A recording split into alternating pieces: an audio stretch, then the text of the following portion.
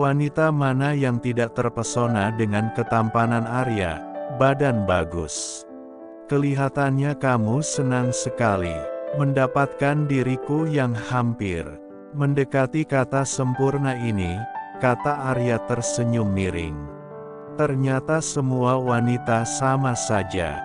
Yang pertama kali dilihat sudah pasti wajah. Yang kedua isi dompet. Untunglah sampai saat ini Uli belum tahu seberapa kaya suaminya itu. Sebenarnya tidak perlu tahu juga tidak masalah. Uli kan masih bisa berbelanja dengan uang yang diberikan orang tuanya setiap bulan. Iya, abang benar. Menurut aku, jangankan diriku yang tidak ada apa-apanya ini.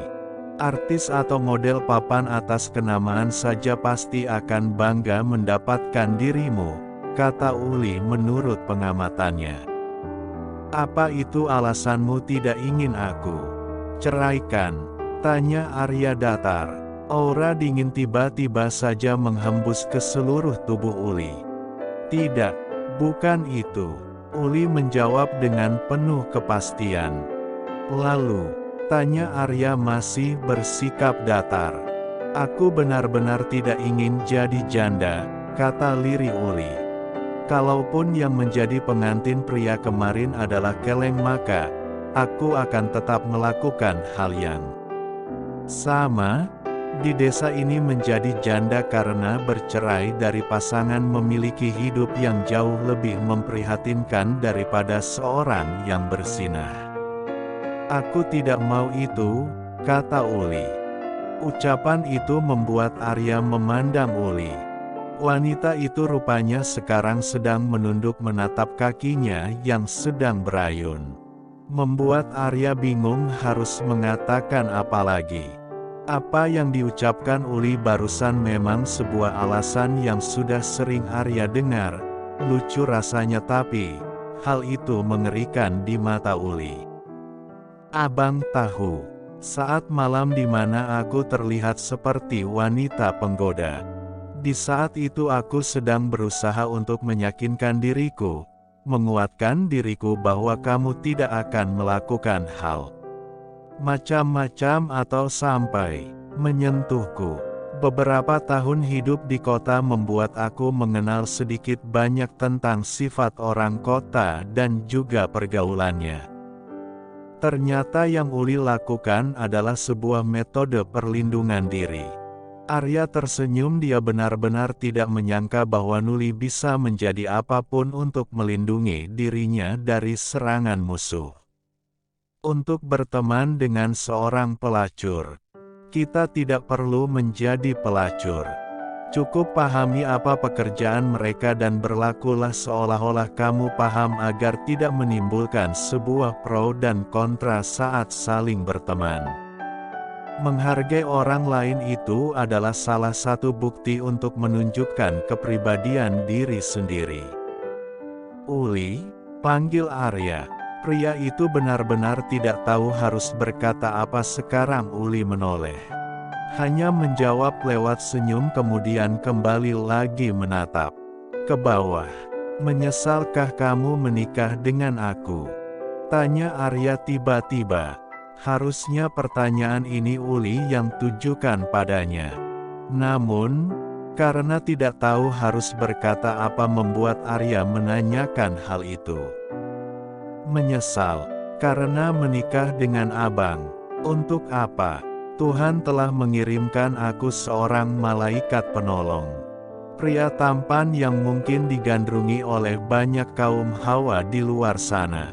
Pria dengan pemikirannya yang kuat, wajahnya tampan, penampilannya modern tapi, pikirannya masih kampung.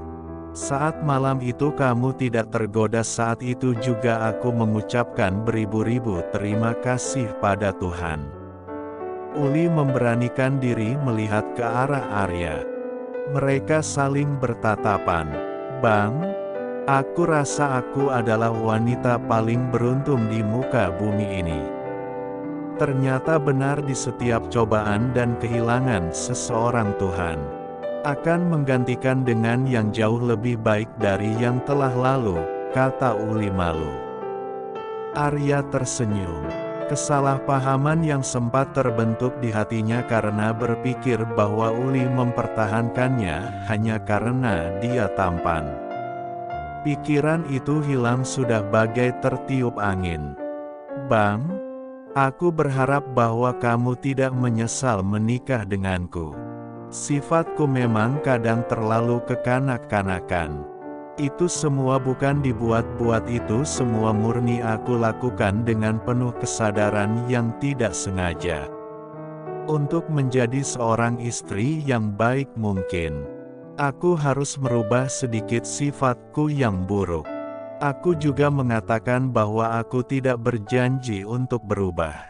Tapi, aku akan mengatakan bahwa aku akan berusaha untuk berubah.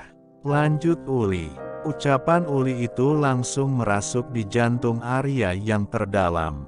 Apa yang dikatakan Uli barusan seolah menyadarkan Arya bahwa selama ini ia ingin Uli menjadi wanita yang sempurna.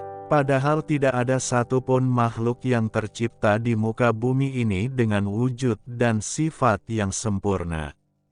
Semua makhluk hidup tak lepas dari yang namanya kekurangan. Arya menangkup wajah Uli, menatap manik mata kehitaman yang selama 1 bulan ini memperhatikan gerak-geriknya. Mata Uli bulat, bulu matanya juga lentik. Ya, dialah gadis desa yang Arya cari. Hanya saja waktu merubah penampilan gadis desanya ini, Uli, perlu kamu tahu bahwa aku juga bersyukur karena Tuhan mempertemukan aku denganmu. Kamu memang bukan seorang gadis desa yang ada di pikiranku selama ini, tapi kamu adalah seorang gadis desa yang dengan seiring berjalannya waktu merubah penampilanmu. Bukan, gadis desa sepertinya khayalanku lagi yang aku cari, tapi kamu, kata Arya. Arya mengecup singkat kening Uli.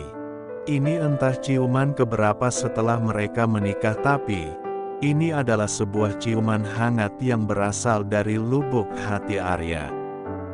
Dengar, kamu tidak perlu berubah untuk menjadi seorang istri yang baik. Sebab aku akan berusaha untuk mencintai dirimu apa adanya.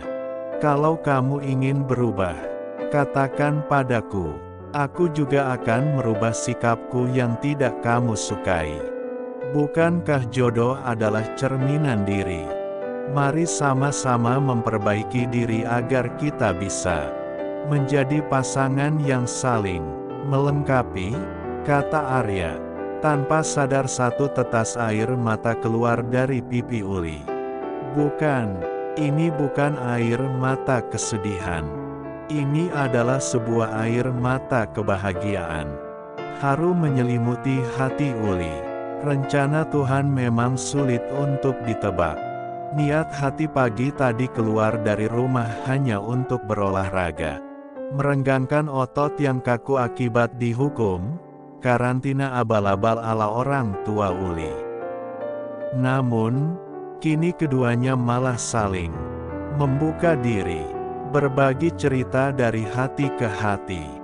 Membuat Uli menghilangkan kekecewaannya karena mendengar bahwa bukan dia gadis desa yang Arya inginkan.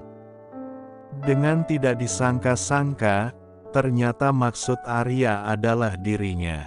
Pernikahan mereka terjadi memang bukan karena cinta tapi karena ketidaksengajaan.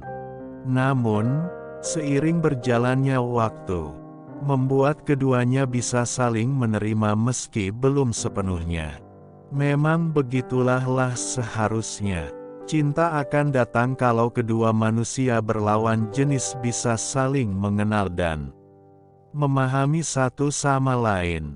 Apalagi kalau setiap malam tidur berdua. Meski tak melakukan apapun tapi, itu adalah sebuah nilai plus. Cinta karena terbiasa.